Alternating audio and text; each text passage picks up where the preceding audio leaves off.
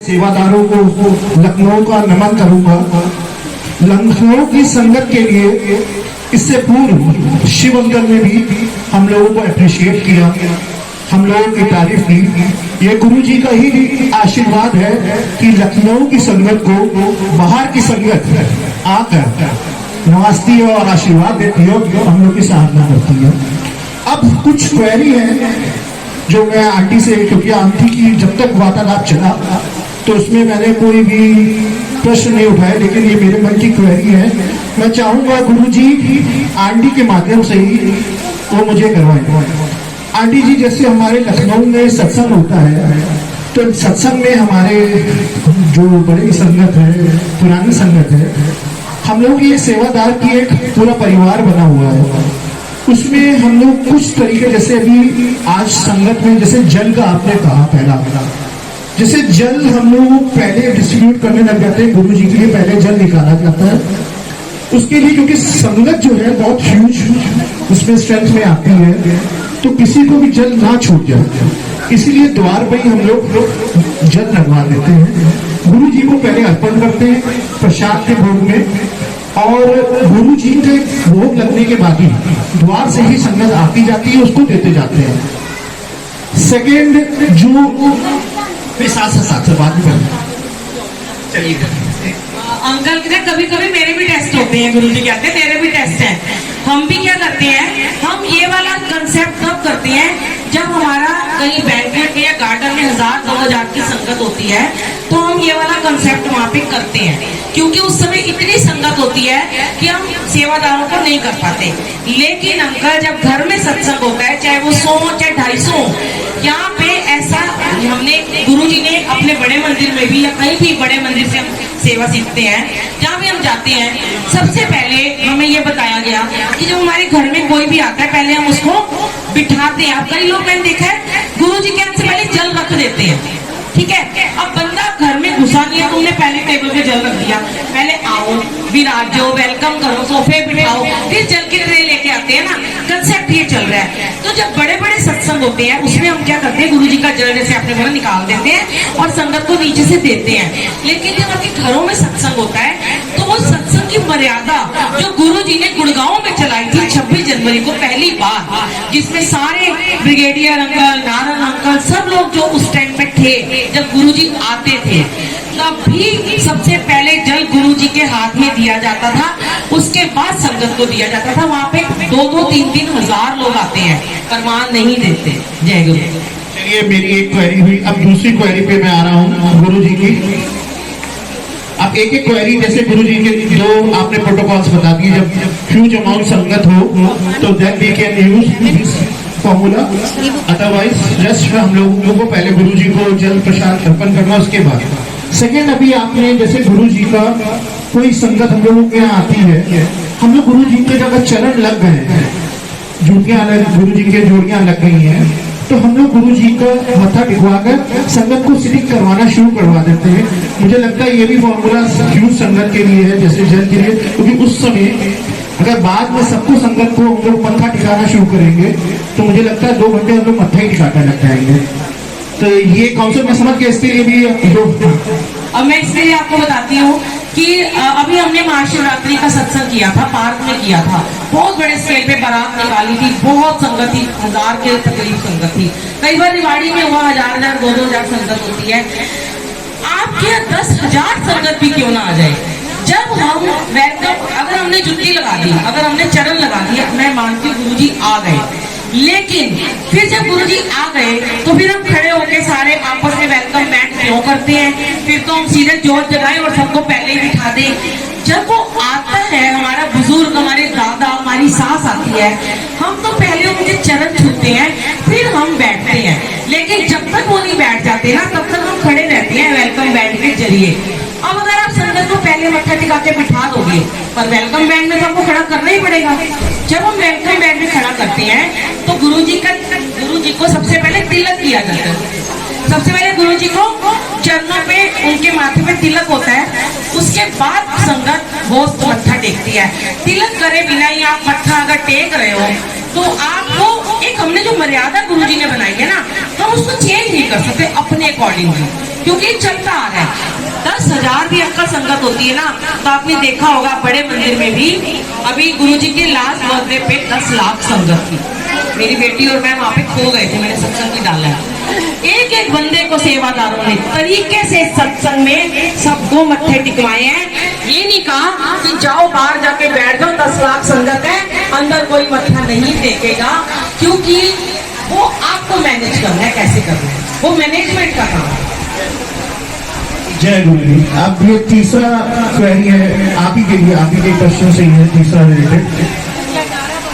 ये अमृत वेला जैसे आपने बोला, अमृत वेला क्या होता है? क्योंकि गुरु जी के मैंने जितने भी सत्संग सुने कि पुरानी संगत पूछती थी कि गुरु जी से कि अमृत वेला, तो गुरु जी कहते जब तुम मेरे नाल जुड़ जाओ वही वेला अमृत वेला है। जब गुरु जी से हम जुड़ गए वही मेरे लिए अमृत वेला है। तो मुझे डिस्क्राइब करिए अमृत वेला क्या है? ये वाला क्वेश्चन तो मेरे से रोज यूट्यूब पे लोग पूछते हैं, और आज मैं 3 साल से लाइव अमृत वेला से कर रही हूँ फेसबुक पे। शायद 3 लाख संगत है जिसको गुरुजी ने अमृत वेले से ब्लेस किया। अब मैं आपको शिव अंकल की कहानी सुनाती हूँ। शिव अंकल मुझे बेटी मानते हैं, बुलबुल पुत्र कहते हैं। कभी पूछना कहना बुलबुल आंटी आई थी, वो तो मेरी बेटी है। एक दिन मैंने शिव अंकल को बोला, शिव अंकल इस हर सत्संग में मैंने जाती थी दिल्ली में, फिर मैं बिजी हो गई तो मैंने जाना बंद कर दिया। मैं एक दिन शिव अंकल ने बोला कि तुसी 2 बार मंत्र जाप कर लो, तुसी ब्लेस हो जाओगे। उसी समय मैंने बोला कि नहीं, आप मैं नहीं बोला, मैंने कहा अगर आप अमृत वेले में 108 मंत्र जाप करते हो 1 घंटा 9 मिनट का, तो आपको जल्दी ब्लेसिंग मिलेगी। तो उसी समय शिव अंकल ने बोला कि जो बुलबुल बेटी बोलती है ना, इसकी बातों में तथ्य है, मैं तो सिर्फ उनका दोस्त हूँ, मुझे इतना नहीं पता जितना इसको पता है। फिर मैंने अंकल से कहा अंकल नहीं, आप संगत को डिस्क्राइब करो कि मेरी बात सच कैसे है। अंकल ने क्या बताया, अब मैं आपको बताती हूँ। अंकल कहते हैं जब मैं बड़े मंदिर में जाता था, आंटी थोड़ा धीरे, अंकल ने कहा जब मैं बड़े मंदिर जाता था तो आपने सुना होगा कि संगत को गुरुजी भेज देते थे और 20-25 संगत को रोक लेते होते थे, है ना, ये सुना है। उनको जाने नहीं देते थे, बैठो, उनके बच्चों ने स्कूल जाना है, 2-2 बजे तक बैठे, कला प्रियम को नहीं जान दिया, उनको ब्लेस करते थे। फिर उनको 12:30 बजे कहते थे जो नंगा बच्चा वो ले आओ खिलाओ, वो खाते थे। उनको फिर उसके बाद 2:30 बजे कहते थे वो किसी अपने घर जाओ। शिव अंकल को मैंने बोला, फिर शिव अंकल कहते हैं फिर गुरुजी जो बड़े मंदिर में साइड में एक गुफा बनी है, समाधि बनी है, 2:30 बजे से लेके 5 बजे तक समाधि में जाके बैठ जाते थे। अब उसके बाद जो बंदा सारी रात जागा है, रात से जाग रहे हैं, 5 बजे वो सोएंगे ही सोएंगे। अब जब वो 5 बजे सोते थे तो वो नेचुरल बात है, 10 बजे उठते कोई काम तो है नहीं, वो तो संगत के लिए जाग रहे हैं। फिर संगत ने ये बात कहनी शुरू कर दी कि गुरुजी तो 10 बजे सो के उठते थे। अंकल ने सारी संगत को उस दिन की बात बताई कि गुरुजी दुनिया के कल्याण के लिए 2:30 से 5 बजे तक समाधि में रहते थे अमृत वेला में। ये बात किसी को नहीं पता। गुरुजी ने ये जरूर कहा कि जड़े वेले सिमरन कर लो, वो वेला अमृत वेला है, लेकिन अगर कोई अमृत वेला करने की हिम्मत रखता है तो उसको कभी भी रोकना नहीं चाहिए। बस इतनी हमारी तीनों क्वेरी आपने सॉल्व की। अब मैं सत्संग गुरु जी का शेयर करूंगा। मैं अब इसके बीच में नहीं, पहले सत्संग गुरु जी का शेयर करूंगा। और कहते हैं सत्संग जो करता है उसका भी कल्याण होता है और जो सुनता है उसका भी कल्याण होता है। ईश्वर ने अगर सत्संग आप लोगों को नवाजा है और अगर इसकी सहमत दे रहे तो मैं चाहूंगा सत्संग जरूर सुन के जाइएगा। सत्संग के साथ ये प्रसाद की यदि बुलबुल आंटी ने बहुत चीज डिस्क्राइब कर दी तो मुझे नहीं लगता मुझे ज्यादा बताने की जरूरत है। लेकिन सत्संग और शब्द ये 2 चीजें आपकी बॉडी में क्या क्या चीजें परिवर्तन ला सकती हैं, ये मैंने भी कई सत्संग में सुना। जब हम शब्द सुनते हैं और वो भी शब्द वो जो गुरु जी के ब्लेस शब्द हैं, अगर हमने गुरु जी के ब्लेस शब्द सुने तो सुनने के साथ ही हमारा कल्याण होना शुरू हो जाता है। भले शायद आपको उस समय क्योंकि वो ठेस पंजाबी में होते हैं वो शायद समझ में ना आए, लेकिन वो एक तरह की मेडिसिन का काम करते हैं। और ये जो लंगर प्रसाद है इसका कन में आपको एक ब्लेसिंग्स है, मेडिसिन है, जैसे बिल्कुल आंटी ने बताया। अभी आंटी मैं सभी संगत से शेयर करता हूँ, मैं महादेव के मंदिर उज्जैन बाबा की नगरी गया और गुरु जी हमारे साथ थे। गुरु जी का सबूत मैंने अपने हाथ में लिए रखा। मैं जिस जगह भी गया, जिस होटल में रुका, गुरु जी मेरे साथ रहते थे और मैं जहां भी प्रसाद पहले अगर चाय पी तो गुरु जी के लिए ली, अगर लंगर भी लिया, खाना भी लिया तो गुरु जी के लिए लिया। तो मुझे लगता था उन्हीं के भाव से हमारा सफर चलता गया उज्जैन में। लेकिन उज्जैन में जाने के बाद हम लोगों को ओमकारेश्वर भी जाना था। जैसे ही दर्शन करने के बाद मेरे अंदर ये आवाज आई कि शिव तेरे साथ है, तू कहाँ कहाँ कदर भटक रहा है।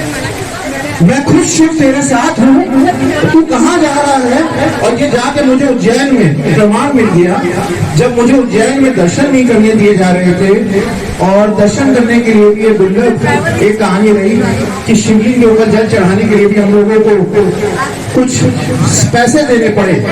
तो ये आवाज मुझे रास्ते में ही शिव जी ने करा दिया था कि अगर शिव जी को, मैं चाह रहा हूँ सत्संग आप लोग सुन लें, ये बहुत अच्छी चीज आप लोगों के लिए भी है।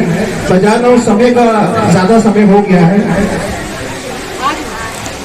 इस समय ज्यादा हो गया है। लोग हाँ वैसे एक बात बताऊं, क्योंकि मैं रास्ते में ही था, मुझे रास्ते से ही आवाज आ रही थी कि तुझे कहीं जाने की जरूरत नहीं, शिव तेरे साथ है।